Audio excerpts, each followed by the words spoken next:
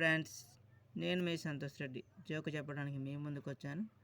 ఆ జోక్ ఏంటంటే భార్యాభర్తల మధ్య జరిగే చిన్న గొడవ జోకుగా చెప్పాలనుకుంటున్నాను. భార్య ఇలా అంటుంది, ఎందుకండి నేనంటే అంత కోపం మీకు అని అడుగుతుంది. భర్త, కోపం రాదా మరి అని అంటాడు.